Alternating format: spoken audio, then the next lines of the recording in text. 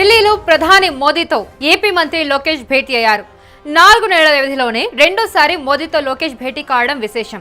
అయితే కేంద్రం సాయం, అలాగే పెండింగ్ ప్రాజెక్టులు, పథకాల అమలు, ఇలా తాజా రాజకీయాలపై ఇరువురి మధ్య చర్చ జరిగినట్టు తెలుస్తుంది. అయితే ఈ చర్చ అంతా కూడా సుమారు 45 నిమిషాల పాటు సాగినట్టుగా తెలుస్తుంది.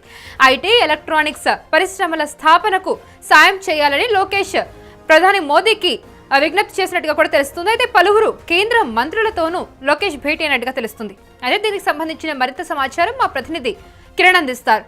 ఎస్ కిరణ్, ఇప్పుడు లోకేష్, ఏపీ మంత్రి లోకేష్ నరేంద్ర మోదీని కలిసినట్టుగా తెలుస్తుంది. అయితే ఈ భేటీకి ప్రధాన కారణం ఏంటి? అసలు ఆ భేటీలో ఏం మాట్లాడారు? 45 నిమిషాల పాటు ఈ సమావేశం సాగినట్టుగా కూడా తెలుస్తోంది.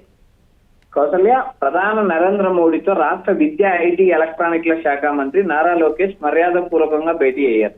అయితే ఇక్కడ ప్రధానంగా ఉపరాష్ట్రపతి ఎన్నికలు ఈ నెల 12న జరగనున్నాయి. ఉపరాష్ట్రపతి ఎన్నికల నేపథ్యంలో ఎన్నికల వ్యూహంపై చర్చించినట్టు మనకు అధికారికంగా సమాచారం అందుతుంది. అయితే ఇక్కడ ఎలక్ట్రానిక్స్ పరిశ్రమలకు సంబంధించి, రాష్ట్రానికి సంబంధించిన అభివృద్ధికి సంబంధించిన పలు కార్యక్రమాల కోసం కలిసిన ఎజెండా అయితే ఉపరాష్ట్రపతి ఎన్నికలు ఈ నెల 12న జరగనున్నాయి. వాటికి సంబంధించి ఎంపీలతో ఎలా కోఆర్డినేషన్ చేసుకుంటున్నారు, ఓటింగ్ పరిస్థితి ఎలా ఉంటుంది, ఏంటి అనే దానిపైనే కీలకంగా సమావేశం జరిగినట్టు సమాచారం అందుతుంది. అయితే ఇక్కడ ప్రధానంగా రాష్ట్రానికి సంబంధించిన పలు పెండింగ్ ప్రాజెక్టులు, తర్వాత విద్యాశాఖలో తీసుకున్న సంస్కరణల మీద కూడా ఆయన ప్రధానమంత్రి మోడీతో మోడీ సమావేశంలో చర్చించినట్టు సమాచారం. కౌసల్య, అయితే ఇప్పుడు ఐటీ, ఎలక్ట్రానిక్స్ పరిశ్రమల స్థాపనకు కూడా సాయం చేయాలని లోకేష్ విజ్ఞప్తి చేసినట్టుగా తెలుస్తోంది. అయితే ఆయన రిక్వెస్ట్ ని మోదీ గారు ఎలా, అంటే ఆయన ఏం చెప్పారు దీనికి బదులుగా?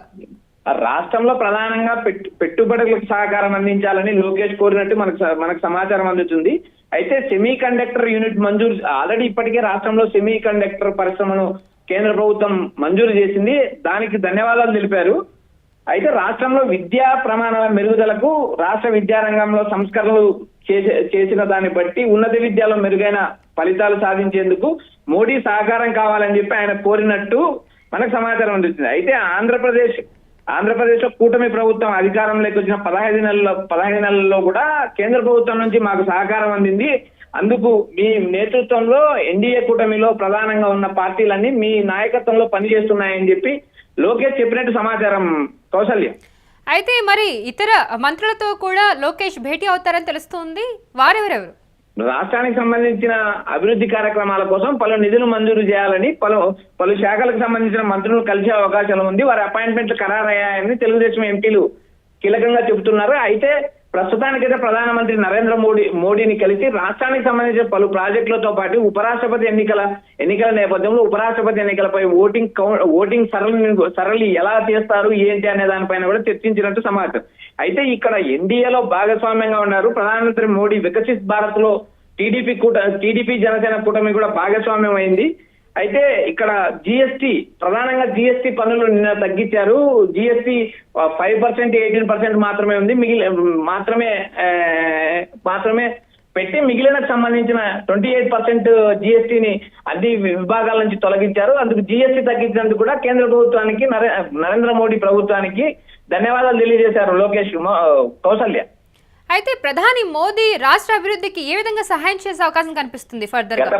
గత 15 నెలల నుంచి రాష్ట్రం లోటు బడ్జెట్ లో ఉన్న పలు రకాల అప్పులు అవుతున్నా కూడా కేంద్ర ప్రభుత్వం నుంచి అటు పోలవరం ప్రాజెక్టుకి కానీ, ఇటు రాష్ట్రానికి సంబంధించిన వివిధ ప్రాజెక్టులకు కానీ, రాష్ట్ర రాజధాని అమరావతికి కానీ కేంద్ర ప్రభుత్వం ఇతోధికంగా సహాయం చేస్తుంది. అంతేకాకుండా అమరావతి అభివృద్ధి కోసం పలు ప్రాజెక్టులు మంజూరు చేయడమే కాకోకుండా పలు కేంద్ర విభాగాల ద్వారా నిధులు మంజూరు చేయడం, పట్టణాభివృద్ధి శాఖకు పలు నిధులు మంజూరు చేసిన సందర్భంలో మోడీని కలిసి మరింత ఆర్థిక సాయం అందియాలని, రాష్ట్ర అభివృద్ధికి ఇతోధికంగా సహాయం చేయాలని కూడా లోకేష్ కోరినట్టు సమాచారం. Kausalya, right Kiran, thank you.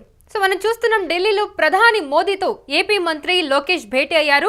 అయితే ఆయన 4 నెలల వ్యవధిలోనే ఇది రెండోసారి మోదీ గారితో భేటీ కావడం, కేంద్రం సహాయం అలాగే పెండింగ్ ప్రాజెక్టులు పథకాల అమలు గురించి కూడా అలాగే తాజా రాజకీయాలపై ఇరువురి మధ్య చర్చ జరిగినట్టు కూడా తెలుస్తుంది. అయితే ఈ చర్చ మొత్తం అంతా కూడా ఒక 45 నిమిషాల పాటు సాగినట్టుగా సమాచారం అందుతూ ఉంది. అయితే ఐటీ ఎలక్ట్రానిక్స్ పరిశ్రమల స్థాపనకు సాయం చేయాలని కూడా లోకేష్ ప్రధాని నరేంద్ర మోదీని విజ్ఞప్తి చేసినట్టుగా తెలుస్తూ ఉంది. అలాగే పలువురు కేంద్ర మంత్రులతో కూడా లోకేష్ భేటీ అయ్యే అవకాశం కనిపిస్తూ ఉంది. అయితే ప్రస్తుతానికైతే ప్రధాని నరేంద్ర మోదీతో రాష్ట్ర విద్యా ఐటీ ఎలక్ట్రానిక్స్ శాఖల మంత్రి నారా లోకేష్ మర్యాదపూర్వకంగా భేటీ అయ్యారు. అయితే రాష్ట్రంలో పెట్టుబడుల ఆకర్షణకు సహకారం అందించాలని ఆయన కోరడం జరిగింది. అయితే ఏపీలో సెమీ కండక్టర్ యూనిట్ మంజూరు చేసినందుకు కృతజ్ఞతలు, రాష్ట్రంలో ఐటీ ఎలక్ట్రానిక్స్ పరిశ్రమల స్థాపనకు చేయూత అందించాలని విజ్ఞప్తి కూడా చేశారు ఆయన.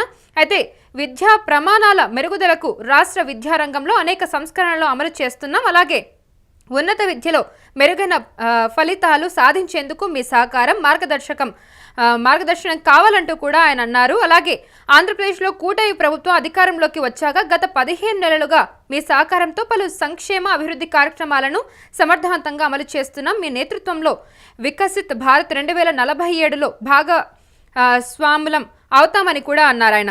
అయితే ఈ విధంగా మోదీ గారితో ఆయన భేటీ అయ్యారు. అయితే ఆల్మోస్ట్ 45 మినిట్స్ ఈ సమావేశం జరిగినట్టుగా అయితే ప్రస్తుతానికి తెలుస్తోంది.